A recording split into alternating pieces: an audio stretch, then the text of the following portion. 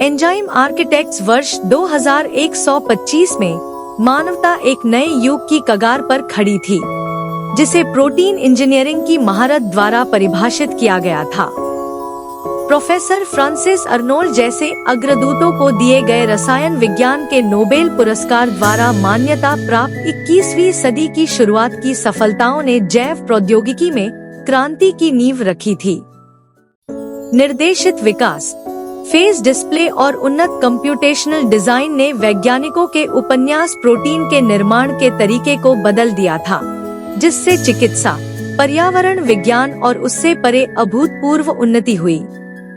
इस क्रांति की अग्रिम पंक्ति में एंजाइम आर्किटेक्ट्स थे, जो न्यू एवलॉन के केंद्र में स्थित एक अत्याधुनिक शोध सुविधा है। डॉक्टर चेन और उनकी टीम एक अभूतपूर्व परियोजना पर काम कर रही थी, एक सिंथेटिक एंजाइम का डिजाइन जो प्लास्टिक कचरे को अभूतपूर्व दर से विघटित करने में सक्षम हो। प्रदूषण से समुद्रों के अवरुद्ध होने और लैंडफिल के भर जाने के कारण समाधान की आवश्यकता पहले कभी इतनी जरूरी नहीं थी। निर्देशित विकास के सिद्धांतों से प्रेरित होकर उनका लक्ष्य एक ऐसा एंजाइम बनाना था जो न केवल प्लास्टिक को विघटित कर सके बल्कि उन्हें हानिरहित उपोत्पादों में भी बदल सके। डॉक्टर चेन ने टीम मीटिंग के दौरान उत्साह से चमकती आंखों से कहा, एक ऐसी दुनिया की कल्पना करें जहां प्लास्टिक कचरा अब कोई समस्या नहीं है।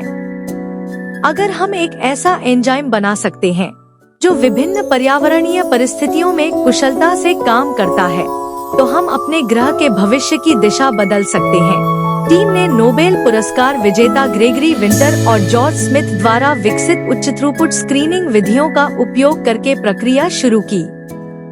उन्होंने प्रोटीन वेरिएंट की एक विशाल लाइब्रेरी बनाई, जिनमें से प्रत्येक में प्लास्टिक अपघटन क्षमताओं को बढ़ाने के लिए डिजाइन किए गए थोड़े से उत्परिवर्तन थे। फेज डिस्प्ले तकनीक का उपयोग करके उन्होंने कुछ ही दिनों में हजारों वेरिएंट की स्क्रीनिंग की और आगे के विकास के लिए सबसे आशाजनक उम्मीदवारों की पहचान की। जैसे जैसे परियोजना आगे बढ़ी, टीम को एक महत्वपूर्ण चुनौती का सामना करना पड़ा। जबकि कुछ वेरिएंट ने प्रयोगशाला में आशाजनक परिणाम दिखाए, लेकिन वे वास्तविक दुनिया की परिस्थितियों में अपनी सक्रियता बनाए रखने के लिए संघर्ष करते रहे। एंजाइम अक्सर अलग अलग तापमान और पीएच स्तरों के संपर्क में आने पर विकृत हो जाते थे या अपनी प्रभावशीलता खो देते थे। निराश लेकिन अडिग, डॉक्टर चेन ने कंप्यूटेशनल प्रोटीन डिजाइन की ओर रुख किया। उन्नत एल्गोरिदम और शक्तिशाली सुपर कंप्यूटर की मदद से उन्होंने विभिन्न वातावरणों में अपने एंजाइम वेरिएंट के व्यवहार का अनुकरण करना शुरू किया। इस दृष्टिकोण ने उन्हें यह अनुमान लगाने की अनुमति दी कि कौन से उत्परिवर्तन वास्तविक दुनिया की परिस्थितियों में स्थिरता और गतिविधि को बढ़ाएंगे। कई हफ्तों के सिमुलेशन और पुनरावृत्तियों के बाद टीम ने एक सफल वेरिएंट की पहचान की, एंजाइम X12। इस सिंथेटिक एंजाइम ने न केवल प्लास्टिक को नष्ट करने की उल्लेखनीय क्षमता का प्रदर्शन किया, बल्कि तापमान और पीएच स्तरों की एक विस्तृत श्रृंखला में असाधारण स्थिरता भी प्रदर्शित की। टीम बहुत खुश थी। डॉक्टर चेन ने दृढ़ संकल्प के साथ कहा, चलो इसे मैदान में परखते हैं। हमें देखना होगा कि यह वास्तविक दुनिया की परिस्थितियों में कैसा प्रदर्शन करता है। टीम ने एक स्थानीय रिसाइकलिंग सुविधा में एक फील्ड ट्रायल का आयोजन किया, जहां प्लास्टिक कचरे को छांटा और संसाधित किया गया। उन्होंने एंजाइम X12 को एक नियंत्रित वातावरण में पेश किया और विभिन्न प्रकार के प्लास्टिक के साथ इसकी गतिविधि की निगरानी की। परिणाम आश्चर्यजनक थे। कुछ ही घंटों में एंजाइम ने प्लास्टिक को हानिरहित उपोत्पादों में तोड़ना शुरू कर दिया, जिससे वास्तविक समय में कचरे में प्रभावी रूप से कमी आई। सफल परीक्षण की खबर तेजी से फैली, जिसने पर्यावरणविदों, नीति निर्माताओं और मीडिया का ध्यान आकर्षित किया।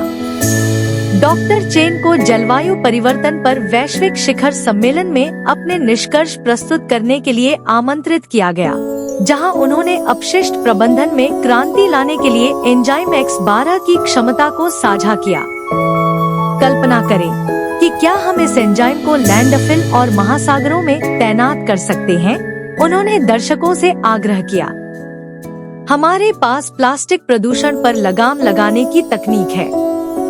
हम भविष्य की पीढ़ियों के लिए एक स्वच्छ, स्वस्थ ग्रह बना सकते हैं। जैसे जैसे दुनिया ने एंजाइम X12 की क्षमता को अपनाना शुरू किया, डॉक्टर चेन और उनकी टीम ने अपने इंजीनियर प्रोटीन के लिए नए अनुप्रयोगों की खोज करते हुए अपना काम जारी रखा।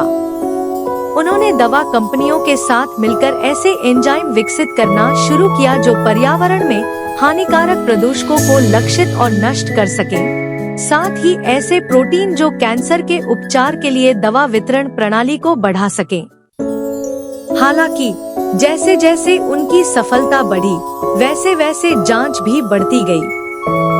एक शक्तिशाली समूह, प्लास्टिको कॉर्प, जिसने लंबे समय तक एकल उपयोग वाले प्लास्टिक के उत्पादन से लाभ कमाया था, ने एंजाइम X12 के उदय को अपने व्यवसाय मॉडल के लिए सीधे खतरे के रूप में देखा। उन्होंने डॉक्टर चेन के काम को बदनाम करने, गलत सूचना फैलाने और उनके शोध की विश्वसनीयता को कम करने का प्रयास करने के लिए एक अभियान चलाया। डॉक्टर चेन और उनकी टीम ने हिम्मत नहीं हारी।